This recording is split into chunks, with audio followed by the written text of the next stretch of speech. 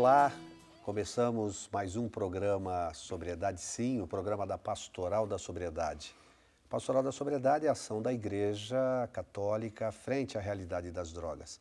Ela, através do trabalho dos agentes da Pastoral da Sobriedade nos grupos de autoajuda, busca auxiliar as pessoas e famílias que vivenciam o problema da dependência às drogas e outras dependências.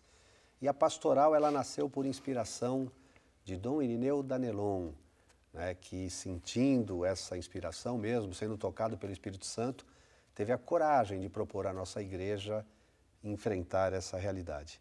E está aqui hoje de novo nesse programa conosco o Dom Irineu Danelon. Né? Eu disse assim, em off, que estou ficando doutor em droga. O pessoal fala assim, isso é uma droga de bispo, né? Que é isso? Porque a gente escuta tanta coisa nesses tantos anos de convivência e, querendo ou não, vai aprendendo como sair dessa, né? Sim. Hoje temos novas lições. Fiquem atentos, que eu tenho certeza que vocês vão saborear o seu testemunho. Que maravilha.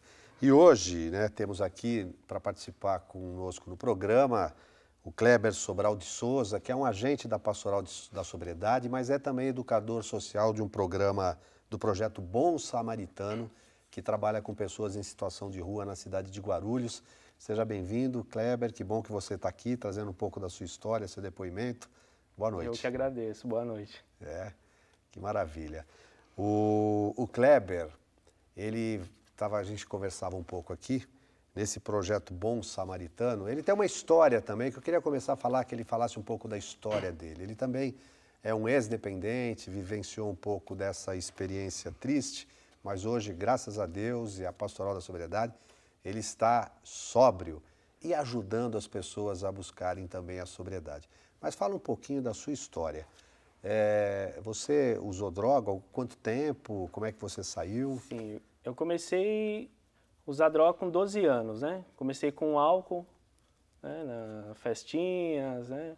Curiosidade, acabei experimentando o álcool. Uma mamadeira, então, você usava álcool.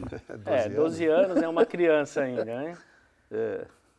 Pela falta do álcool, em algumas situações, chegou a maconha. E assim foi, né, fui experimentando outras drogas, né, mas nunca deixando a primeira. Então, fui misturando.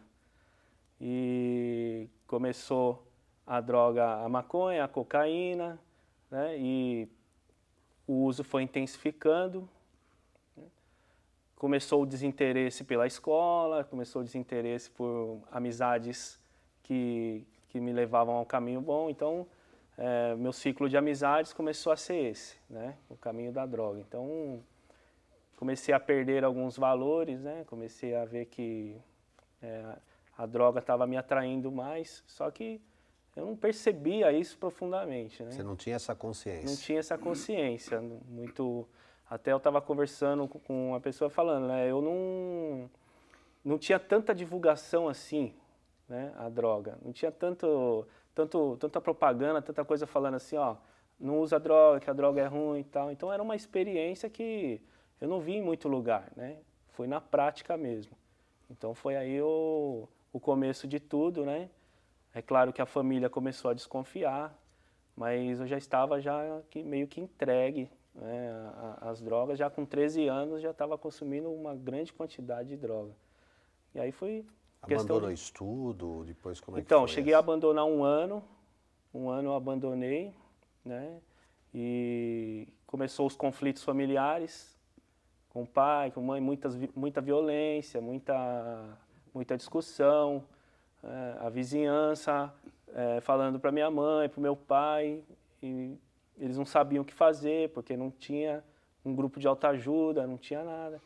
Então, foi complicado. Pois é, né, Dom Irineu? Quantas histórias dessas você já ouviu? Ou ouve hoje em dia? São coisas parecidas, né? Isso. O fenômeno troca só o sujeito, mas as circunstâncias são muito parecidas. E você que tem filhos, não diga assim, graças a Deus. Tudo bem, graças a Deus, mas tem também que acompanhar de perto. Você já abraçou seu filho hoje? Você sabe quais são os perfumes e os cheiros diferentes que seu filho apresenta? Se você não abraçar seu filho todo dia, Quando ele aparecer em casa com um cheirinho diferente, você nem vai perceber. Então, vai perceber quando a vizinhança começar a falar, né? Isso mesmo.